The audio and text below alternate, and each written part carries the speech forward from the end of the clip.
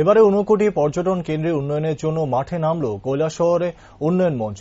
২রা জুন শুক্রবার সন্ধ্যা ৭টায় ২৯ কোটি পর্যটন কেন্দ্রের উন্নয়নের কাজ খুব শীঘ্রই শুরু করার জন্য কৈলাসহর উন্নয়ন মঞ্চের পক্ষ থেকে ১০ জনের একটি প্রতিনিধি দল ২৯ কোটি জেলার জেলা শাসক তরিৎ কান্তি চাকমার নিকট ডেপুটেশন প্রদান করেন।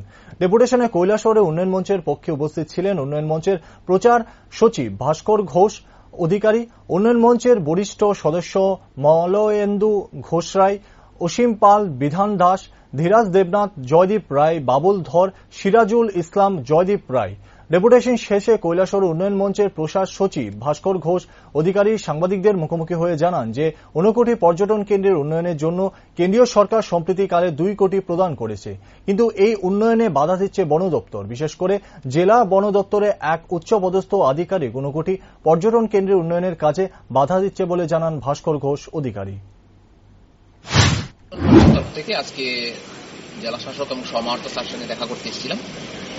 আপনারা জানেন যে কৈলাসহর উন্নয়ন মঞ্চে আমরা বিভিন্ন দাবি নিয়ে দীর্ঘদিন ধরে আন্দোলন করে আসছি। তার মধ্যে আজকে বিশেষ করে মূলত কৈলাসহরের ২৯ কোটির উন্নয়ন নিয়ে একটা বিষয় নিয়ে আমরা এসেছি। আমরা জানতে পেরেছিলাম যে স্বদেশ দর্শন 2.0 স্কিমে ওখানে একটা বিশাল পরিমাণ টাকা স্যাংশন হতে যাচ্ছে। আমরা সেটাও জানতে পেরেছি যে কিছু প্রতিবন্ধকতার সৃষ্টি হচ্ছে এই ২৯ কোটি ডেভেলপমেন্ট নিয়ে। সেই বিষয় নিয়ে আমরা স্যার সঙ্গে কথা বলতে এসেছি। আমরা স্যার সঙ্গে জানলাম, বিস্তারিত জানলাম। উনি আমাদেরকে বললেন, হ্যাঁ, ২৯ কোটির কাছে কিছু জায়গায় কাজ করতে গিয়ে ফরেস্ট ডিপার্টমেন্টের যে ফরেস্ট ডিপার্টমেন্টের যে আইন আছে সেই প্রতিবন্ধকতার সম্মুখীন হচ্ছেন। ওনারা চেষ্টা করছে সেই প্রতিবন্ধকতা কাটিয়ে উঠতে। আমরা সেই ব্যাপার নিয়ে আজকে কথা বললাম।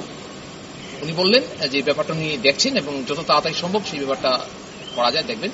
আমরা উন্নয়ন মঞ্চে দাবি করছি যত তাড়াতাড়ি সম্ভব সেটা সমাধান করুন, নতুবা উন্নয়ন মঞ্চ আমরা যারা আছি বা শহরের সমস্ত মানুষকে নিয়ে একটা গণ আন্দোলনের রূপ দেওয়া হবে যে ২৯ কোটির উন্নয়ন নিয়ে কোনো ধরনের প্রতিবন্ধকতা সৃষ্টি হয়। ২৯ কোটি কি উন্নয়নে মানে বাধাপ্রাপ্ত হচ্ছে নাকি? দেখুন, ২৯ কোটি নিয়ে বিভিন্ন সময়ে ফান্ডে টাকা এসছে। এর আগে আমরা দেখেছিলাম